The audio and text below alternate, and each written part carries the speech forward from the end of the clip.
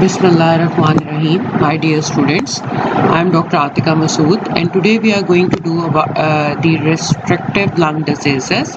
In our previous lecture we have started with the restrictive lung diseases, and I have told you that in the restrictive lung diseases the most important ones are the interstitial diseases, in which there is a damage to the parenchyma of the lungs, and this is going to cause the restrictive element.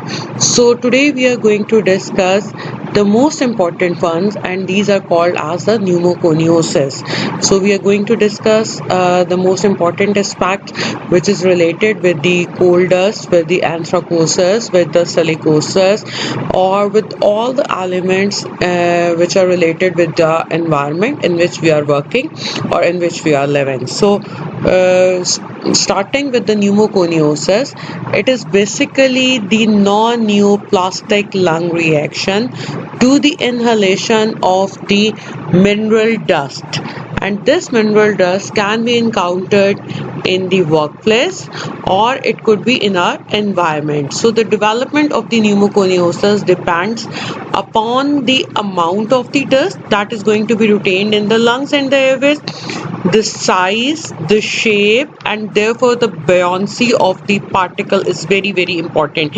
We are going to discuss why some people are going to develop it and why some people are not going to develop it, how much exposure is there, and what type of size, shape and the particle they are being exposed. Next, the most important thing is the particle solubility and the physiochemical reactivity of that particle with the body elements. The possible additional effects of the irritants includes in creating the inflammation in the body and initiating the reactions in the lungs. So as far as it can be, the mineral dust can include coal dust particles, and in this coal dust particles we could have anthracosis, and that is the most important one. In anthracosis, basically the exposure is of coal miners, and it is because of the hard coal in the coal mining industry. The patient is going in the anthracosis, the patient is going to develop macules. Larger types of macules are going to be developed within the lungs, and then these macules can go into the progressive massive fibrosis within the lung, and that is going to cause the restrictive elements in the lungs, and there can be additional features of the Kaplan syndrome in the anthracosis. The next important dust that is being seen playing an important role in the pneumoconiosis is the silica dust, and it is going to cause the silicosis. And basically silica dust is found in the foundry workers, sandblasting industry, stone cutting industries, hard rock mining. So mainly it is related with the stone cuttings and hard rocks. So it is going to cause the silicosis and also the Kaplan syndrome. Then comes the asbestosis. As far as asbestos is concerned, it is related with the mining, milling, fabrication, and especially insulations and removal of the insulations, which are mainly used in the barracks, in the larger factory areas. So asbestos exposure is there. Nowadays asbestos, as it has been created the mesothelioma, the most lethal tumors of the mesothelial lining. Because of that, asbestos is rarely used. So asbestos dust can create asbestosis, pleural plaques, Kaplan syndrome, the mesothelioma, carcinoma of the lungs. I'm going to show you the pictures of the carcinoma of the lungs in the presence of the asbestos later on. Carcinoma of the larynx, stomach, and the colon. Next, the most important one is the beryllium. The beryllium is going to cause acute berylliosis or the beryllium granulomatosis, and some people think that it can also cause the lung carcinoma, but still it is not verified. Beryllium is going to caused by the exposure in the mining and the fabrication industries. Then comes iron oxide. We have talked about it, that like welding, siderosis can happen in the body. Barium sulfate also in the mining, it can cause barytosis, and tin oxide in the mining industry can cause stenosis. So, my dear students, as far as co-workers pneumoconiosis is concerned, the spectrum of the lung findings is very, very varied and varying from almost to asymptomatic anthracosis to simple co-workers pneumoconiosis with little to no pulmonary dysfunction, and in some patients we can have complicated co-workers pneumoconiosis which can develop into progressive massive fibrosis in the lung, which can create a problem in the lung functions, and the patient can present with the severe cyanosis and lung functions abnormalities. So if we are going to talk about the co-workers pneumoconiosis, here you can see that this is a healthy lung, and the lungs are very much red in color, very fleshy in appearance, and here you can see carbon dioxide is coming exiting very normally outside. Oxygen is entering, alveolar sacs are well oxygenated and very much well ventilated, but here you can see that this person is suffering from the co-workers pneumoconiosis. Here you can see the difference in the lungs of both of these patients.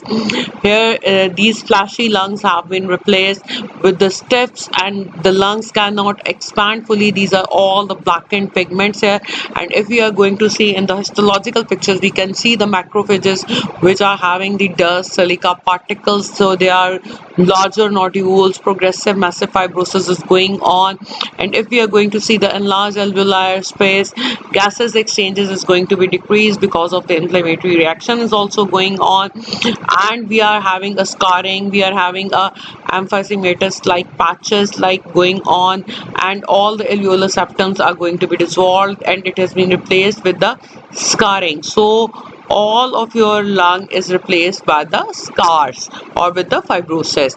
So anthracosis, my dear students, is a coal induced, and you have heard about the coal a lot of times in the mining industries, pulmonary lesions and the coal miners, and also can seen in the urban developers and the tobacco smokers. Here you can see, here there is a retraction because of the retraction of the lungs can be seen because of the this scar formation. Here this is a scar formation, and you can very much appreciate that this is again and scar formation, again a scar formation because of the fibrosis, and this fibrosis is initiated because of the ingestion of the coal, and this is the development of the anthracosis. Whole of the lung is of blackish pigment, and this area is mostly in the upper of the lung is mainly affected. Inhaled particles can be seen engulfed in the alveolar macrophages, and they can be seen in accumulating along with the lymphatics and the pleural lymphatics along with the lung hilus region. If we are going to see here, this person is inhaling the coal dust particle, and this coal dust particle is going inside, and the alveolar macrophages are going to engulf this coal dust and the silica particles, and these are going to cause the macrophages to burst open. Here you can see that this macrophage is going to burst open and releasing their digestive enzymes. So their digestive enzymes will be released outside. Once there will be the enzymes will be released outside, there will be the destruction of the alveolar wall. There will be the inflammatory reaction going on because of the all the particles of the cells are going outside. So inflammatory reactions is going to be started. You are going to have a whole inflammatory cascade, and because of this inflammatory cascade, you are going to have a damaged alveolar walls. The septas will be lost, and we are then there will be the healing area, and whole of this is going to be replaced with the scarring. If we are going to see in the silicosis, basically I have just told you that it is because of the crystalline silicon dioxide or the silica gas. It is slowly progressive nodular fibrosing pneumoconiosis, and it is associated with the increased susceptibility to the tuberculosis. This thing is very, very important, my dear student, because this is your MCQ, and mainly you have been asked that what are the features of the silicosis. Here you can see eggshell like calcifications. Here you can see eggshell like calcification, and here you can see that this has been replaced with the almost gray area. Here you can see this area, here you can see this area, and there's a patchy distribution of the silicosis which you can see here. And if you can see here, there is a pleura is a thickened in this area, and here again you can see that pleura is almost thickened or fibrotic in this area. So this lung has loosened its capacity to have a good oxygenated lung.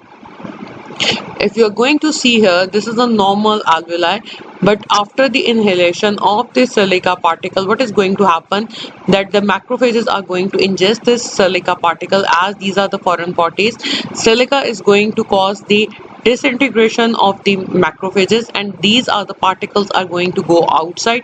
Once they're going to go outside, whole of the tissue is alveoli is flooded with the inflammatory reactions, and the fibroblasts are going to come and they are going to do the healing process, and then we are having the eggshell calcification. So today my question from you is, the first part of the question is, what type of calcification is seen in the silicosis? Here you can see there is a larger fibrotic bands in the silicosis, and they are going to coalesce together, and these are going to form the eggshell calcifications. Now we are going to do the asbestos. We have just talked about the asbestosis, and I have told you in the asbestosis that normally installation industry has this asbestos, and now it is not being used because of the higher risk of having the mesothelioma. So occupational exposure to asbestosis is linked with the fibrous plaque formation, pleural effusion, interstitial fibrosis, lung carcinomas, especially small cell lung carcinoma, mesothelioma, laryngeal colon carcinomas can also happen with the exposure of the asbestos. Here you can see these yellowish area are showing you the asbestos plaques in the lung. Here these are your asbestos plaque, very much easily seen in the pleural lining. If you can see here in this diagram, these asbestos can be seen in the forms of the ferruginous bodies. Here you can see this ferruginous body. This is having a head, and then it is having a tail. So this golden yellowish color is the ferruginous. So my second question is, what types of bodies you can see in the asbestosis? These are amphiboles and serpentines, and these are the fibrogenic. So the doses is very much related with the exposure of the asbestos and what type of disease that it can cause. Mesothelioma, which is associated with the amphibole exposure. So you have to tell me what type of bodies you can see in the asbestosis, and what is the complication of the that can happen with the asbestos exposure. Here you can see again, these are your ferruginous bodies. Lots of ferruginous bodies are here, and along with that we have also the dust particles in the macrophages, which can you seen here. So we have asbestos and we have coal dust also here. Here there is an element that we have been talking in the start of our lecture, that these are your ferruginous bodies or asbestos bodies, and here again the ferruginous or asbestos body, again your macrophages spin. But what is happening here, my dear students? This is the question that I am going to ask you, that what is this thing that is happening here? My dear student, this is the lung carcinoma. So here you can see that this asbestos is not only causing the mesothelioma but also the lung carcinoma. So this is a very, very grave emergency. Now we are going to start with the sarcoidosis. I think you must have heard about the sarcoidosis in your early chapters in third year in the inflammation, as it is going to create the non-caseating granulomas,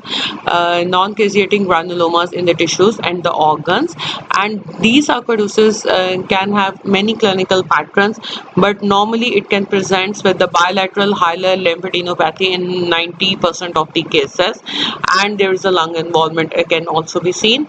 Eye and skin lesions can occur next in the frequency. Bilateral sarcoidosis, this Mikulicz syndrome is very, very important for you people. Bilateral sarcoidosis of the parotid, maxillary and the sublingual glands constitutes the combined parotid involvement, is called as Mikulicz syndrome in the sarcoidosis. So first question was, what is the histological in appearance or in the silicosis. My second question was, what is their bodies that you can see in the asbestos, and what is the complication that you can see? And now my third question is, what is your the maculate syndromes? So, what is going to happen in the sarcoidosis? As you all know that this is basically a cell-mediated response towards an unidentified antigen, and this is mainly with the help of CD4 helper T cells. Whenever there are accumulation of the CD4 helper C cells, resulting in a ratio of the CD4 to CD8 in the frequency of 5:1 to 15:1. So there is a high levels of the CD4 helper cell.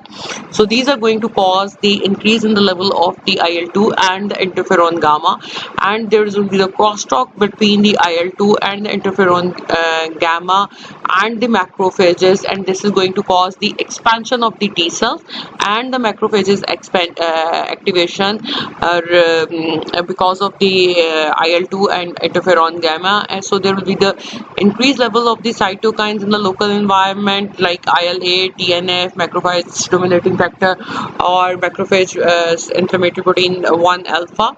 Here you can see there are lots of granuloma. These are your granulomas, and these are your joint cells, lots of giant cells. This is a very good form of giant cell.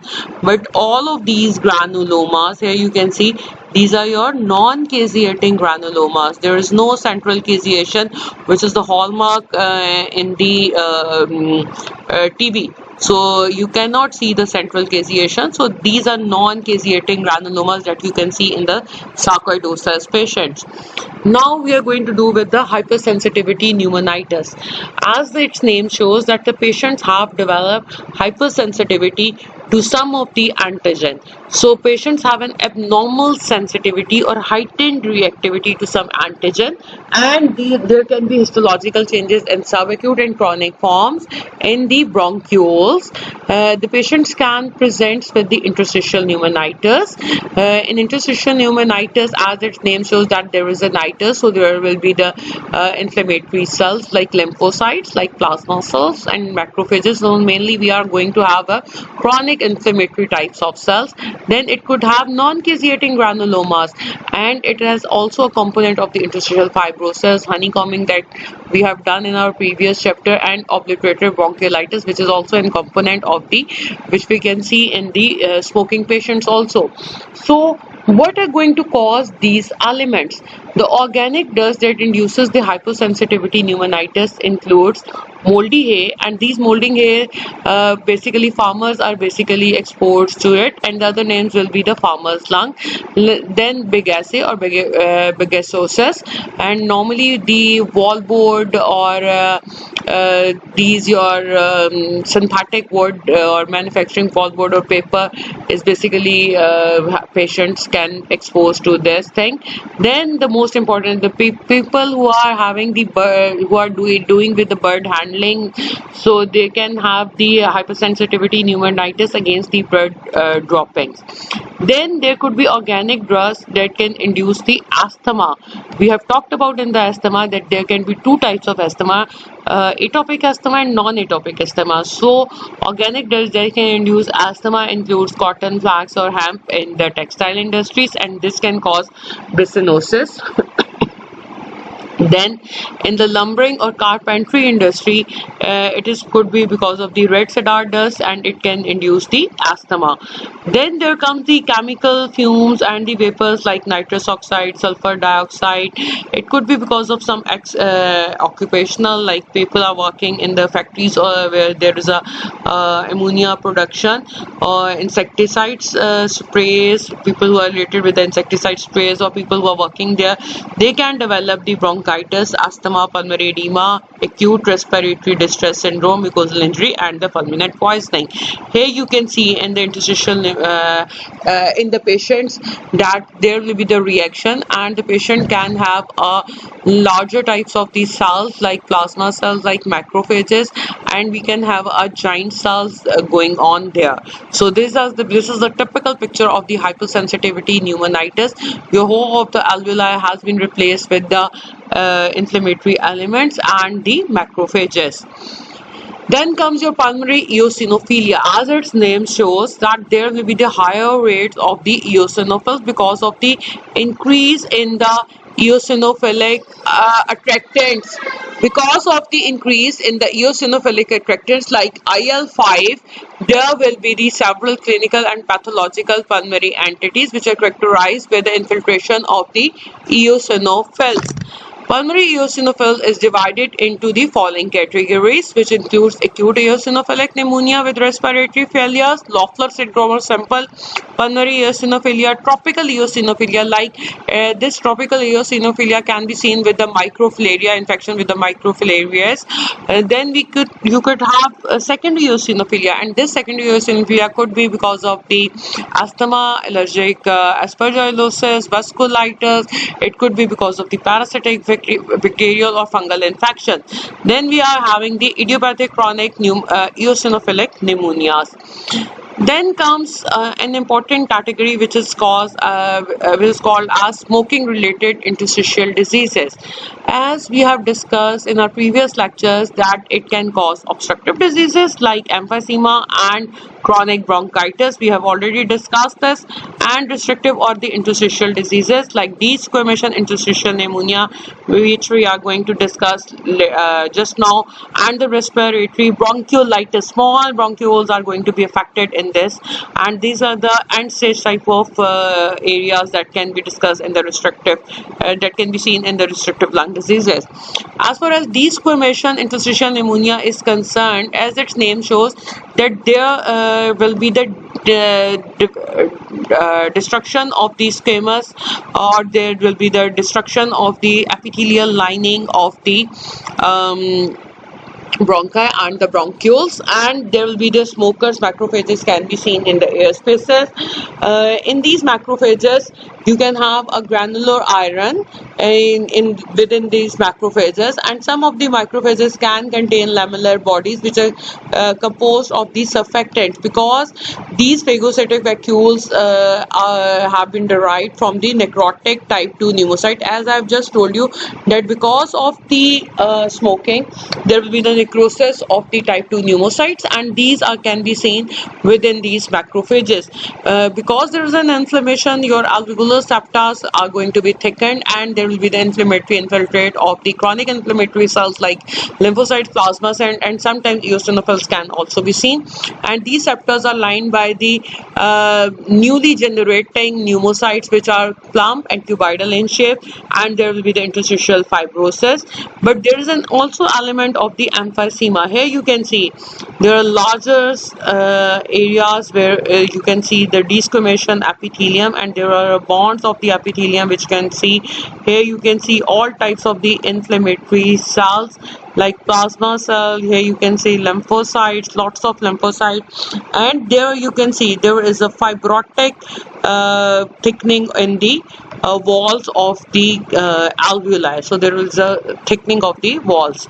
Then comes pulmonary alveolar proteinosis. As its name shows, that in the alveolar cavities, you can see in the alveoli, you can see that there is a proteinose, there is a protein deposition.